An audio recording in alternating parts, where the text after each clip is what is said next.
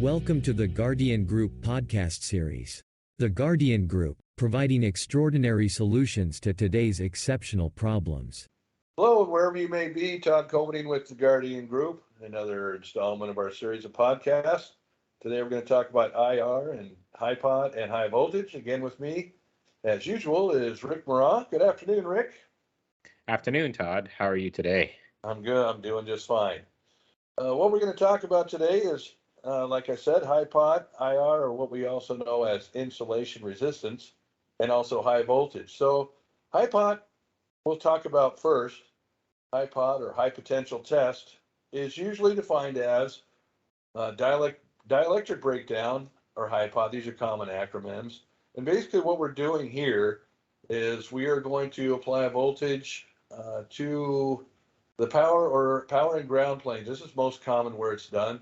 You'll apply a voltage to the power side and listen on the ground side.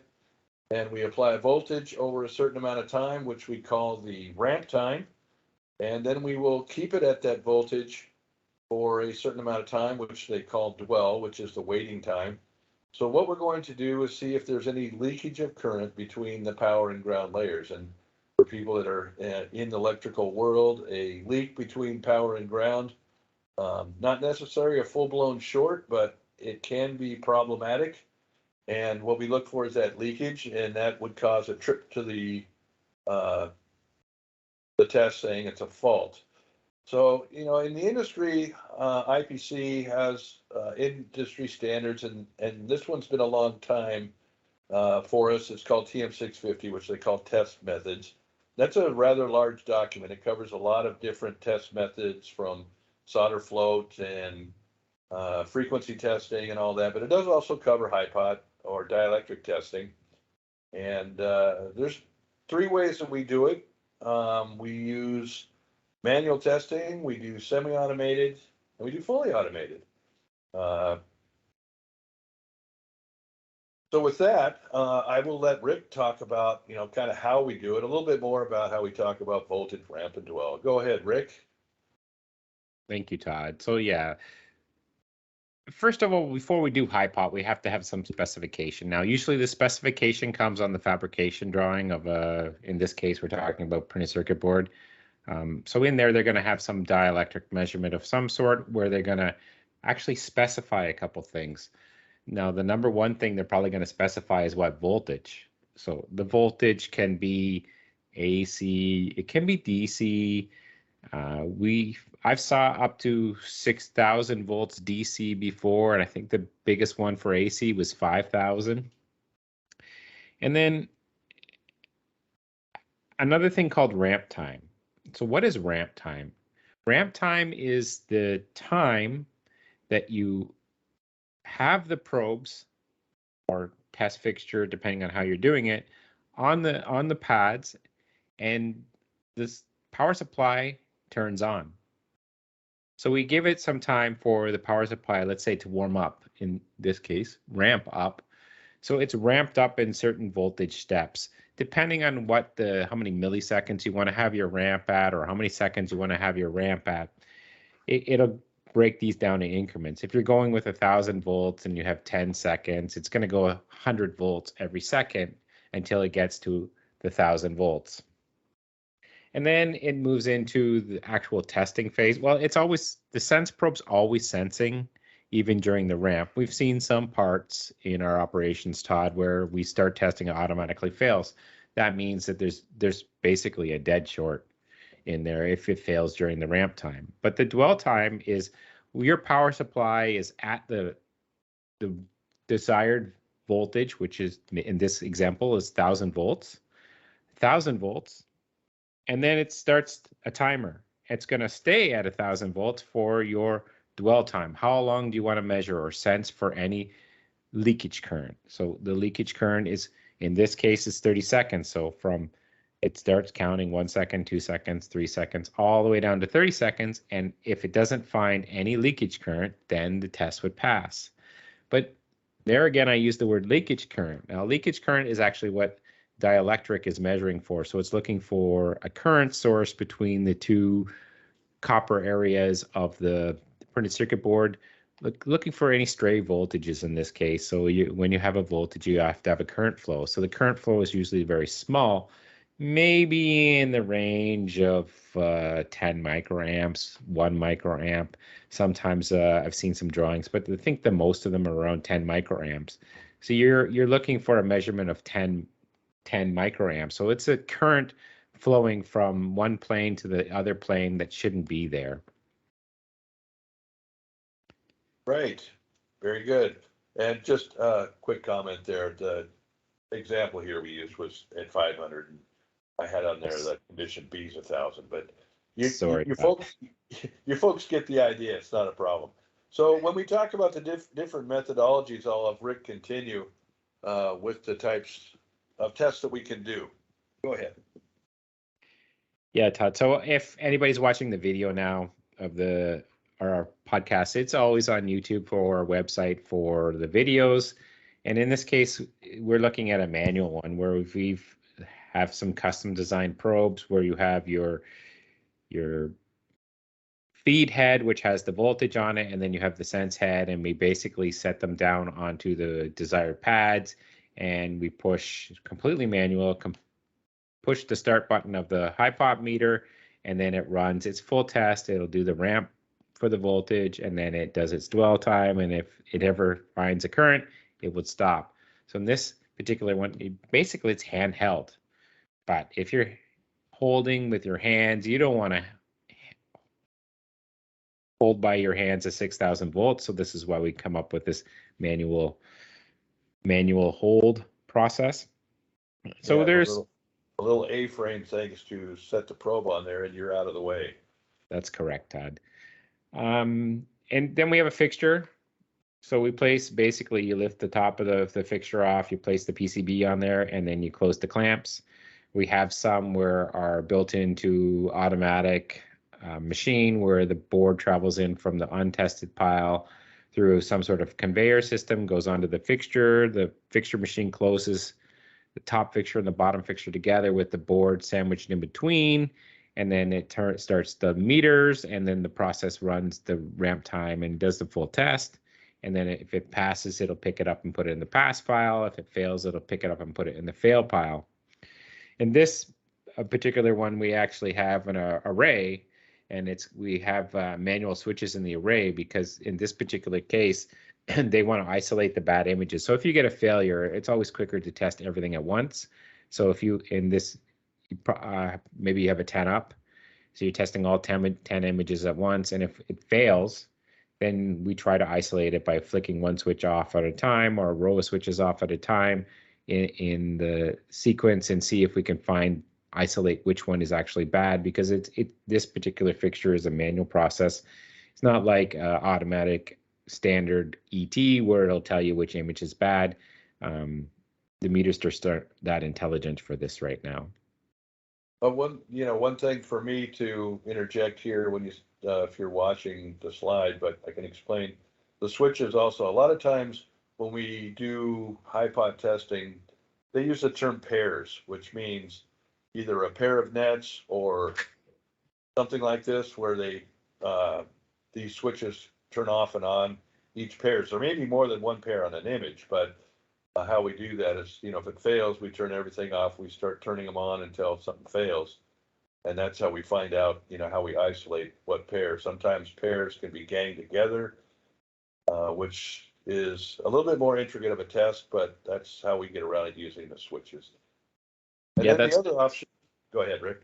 That's correct, Todd, but we also have automatic switching test devices where you can go up to 16 pairs or 32 pairs, where you connect basically 16 different wires, if it's a 16 pair one, to the machine, and be testing the same pair at the same time. So it all depends on what is designed in the fabrication drawing. So the engineers have to clearly specify that. I can't stress that enough.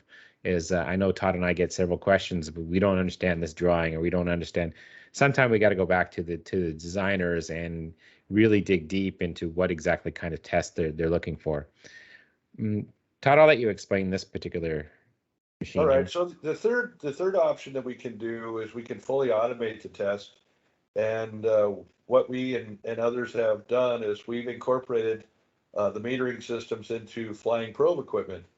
And what we do here is basically the same thing as what you saw with the others, uh, or what we told you with the others, either the manual test or the semi-automated fixture type test. We can program the flying probes now to perform this test. We can send them a intelligence net list that says these pairs need to be tested at these voltages, these dwell times, and these ramp times, and we integrate the meter as seen in the slide if you're watching the video, and we perform the test. We mount the board in the machine, and we tell the machine to take off with it, and it will go out and perform these tests. Now, it's not going to be an extremely fast test. As remember, we're talking about a ramp time and a dwell time, so each pair might ramp 30 seconds or 5 seconds, and it's going to dwell at 30 seconds. So it can be a long test on a flying probe, but again, you're not in there with your hands, and it's totally independent. You're not having a possibility in manual testing where you might be on the wrong pads or something like this. So flying probes have really gotten a lot better at doing some of these bench tests that we have had to do, manually or semi-automated over the years. We've gotten more of the automation, which is really a big thing with the industry, along with some other tests, along with Hipot that we've talked about in some other podcasts that you should go look at. The other thing is there's some other things that in this that we talk about is the print may say, this is one that gets confusing a lot of times for people when the operator maybe on the floor gets a dielectric test requirement, or sometimes they might see an insulation test requirement, and they sometimes can be confused, insulation for dielectric test. But insulation is a little bit different. IR testing is somewhat of the same, but there's a difference here. Rather than adding or putting a voltage on for a ramp time of a certain amount of time and a dwell time of a certain amount of time, we are also adding a resistive threshold. So we're basically doing a Hipot test and also making sure that the resistive value between the source and sense are maintaining a very high resistive value. Now, we're usually talking this has to be a lot of times in the high megohms, 100 to 500. Sometimes it could be even gigohms. But that's what the IR test is adding to the original test. Now, this could be between the planes, just like in the Hipot between power and ground. It can also be a signal to a plane or even a signal to a signal. Some of the times in high reliability product or power supply type products, we want to see that high resolution of resistance between the power and ground, or we want to see it between a certain signal to ground or a certain signal to signal. It can be both done in AC or DC, just like we talked about for the standard Hipot test. And it can be a variable voltage as well, just like we talked about the 500 to 1,000. Sometimes when you get into military and high reliability stuff, we start talking about higher voltage, 250, on these type of tests for IR. They could be 250, 500. They also could be 5,000 or 6,000, although a little bit more uncommon. A lot of times the IR test is running under 1,000 volts, but the options are still there. So that's insulation.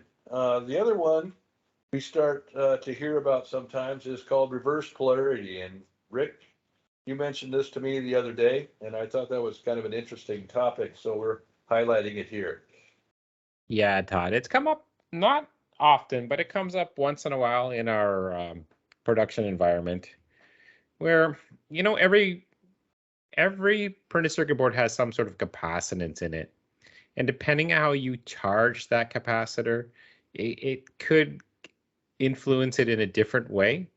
So I saw in my experience was where we've had some boards pass with the feed head or the power head on one side of the plane, let's say plane 1, and then on plane 2 we have the read head, or a signal layer we have a read head, and it's pass. But when we reverse the polarity around and put it on the signal head and the power head, just rotate them around and then do the test again, it fails. I was shocked the first couple times that I saw it, that we were actually finding some, because in this particular case, we were going through investigation of why the boards were failing when they were passing for us. So, and we later learned that it depends on how that capacitor is charged up inside the printed circuit board. Now, it's not a capacitor itself, it's a capacitance that is built into with the dielectric layers of a printed circuit board. There is going to be some voltage or current held there to charge and discharge a standard capacitor. You power a capacitor up to a certain peak and then it discharges. You power it up and then it discharges. So when you reverse the leads, and we all know that the capacitor has a positive side and a negative side, it's not supposed to, when you're talking component, it's not supposed to charge backwards, and it doesn't. It's isolated. But in a printed circuit board, it's not like that. So you can find some areas where you may find a little bit of leakage current. And I've seen it on some drawings once in a while. Not often. It's less than 10% of our tests, but it's still there, Todd. And it's very interesting. I just wanted to put it in there so everybody is aware of it. Yeah, and that makes total sense. I mean, if you look at a capacitor of the like you said, not the paper type, the ones the other capacitors, you do charge and they will hold, and then reversing that polarity gives it a discharge path. And sometimes it may not be a big thing on the circuit board, but it's an anomaly that may be in that board that maybe no one, thought of, and is causing an adverse effect to it. That's great stuff. I was kind of interested. That's why I looked some of this stuff up for us. The other thing that we talk about when we're doing this type of conversation, or Hipot and dielectric testing and IR testing, it's just high voltage. Now, this is another electrical test, but it's not to be confused with the dielectric Hipot or insulation. This is just a standard electrical test at a higher than a standard voltage. And we don't, like I said, don't want to confuse that with the others. But it can be a high voltage tested on just a selected selection of nets on the board, or they might just want the whole board tested at just a higher than normal voltage. Now, when I say higher than normal, we refer back to the IPC specification for electrical tests, which is 9252, and they have recommendations for voltage for standard tests. The military has recommendations for the standard test, but sometimes there might be a test that they want to have a higher voltage, like 250 or 500 volts. And this is, like I said, I touched on this earlier today, common with power supplies and high reliability product like space, aerospace, satellites, things like that, where they want to have a very high shock value to these because they're going to be unserviceable, as would say, once they go into their duty cycle. So, high voltage test is really common. We see it more and more with the military and some of the satellite groups and things like that. But it's not to be confused with the other types of tests. This is just supplying a much higher voltage selectively or to the whole board. It's can be either or. Yeah, so with Todd, that, go ahead, Rick. you said that correct. I know we had to write special software. We had the R&T department on a flying probe to write special software for high voltage. In some cases, the engineers are looking for a couple nets to have higher voltage rather than making separate setups and everything like that. We've programmed our flying probe software so we can have these nets tested at different voltages compared to other nets, because it does happen. So maybe the standard is 250 volts or 100 volts for the entire net, and then you got some at 500 and you got some at 1500, 2 or 3 nets at 1500 and some at 500. So it's been there for a while, and it was doing it as a split process, but now it's one process all combined together. It makes it really, really slick when you're running it through operations. I just wanted to mention that, Todd.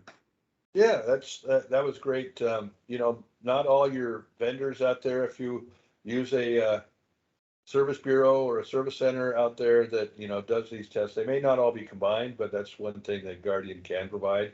The nice thing with the software Rick mentioned is we pre-program that into the software. You can see it on the screen, what your values, ramp times, dwell times, what your lead current sense triggers are. all that is all there in front of you and not having to go through spreadsheets and prints and all that. Once it's been developed by the CAM Center, you're just basically good to go. And rather, like Rick said, having to stop and then load a different program to do higher voltages, they just introduces possibilities for errors or missing a step and things like that. So we talked about all these different things today, the Hipot and IR, their similarities, but the differences. The main two test conditions standard by the IPC TM650. We talked about ramp and dwell. We talked about the different methods of Hipot. We talked about what IR testing adds above and beyond the Hipot. We talked a little bit about reverse polarity. You might run into that, and about high voltage. And with the automation of today, like we were talking about, we can do it on the flying probes. I'd like you to look through our podcast series, and we talk about some of that automation that's involving, inductance testing and 4-wire Kelvin testing, and all this is all available on the screens with us in our software, in our group package with our equipment. I thank you guys for maybe taking the time to go check it out and make Rick and I feel like we are doing something to help everyone. Do you have anything else for us today, Rick? Todd, with that summary, I don't know if there's anything I could add into that. Yeah, we just want to get the folks involved and let you know that we do have some other podcasts in the library that you can go back and look at and give you some more information on automation and some of the other tests that we can do automatically that we can provide. And with that, we thank you for joining us today with Rick and I. As usual, if you have any questions, drop us a line at info@gardien.com. That's info@gardien.com. Or visit our website or follow us on YouTube at www.gardien.com. That's GARDIEN. We look forward to seeing you on our next podcast. Thank you for joining. Cut. Very good, Todd. Oh, we knocked out.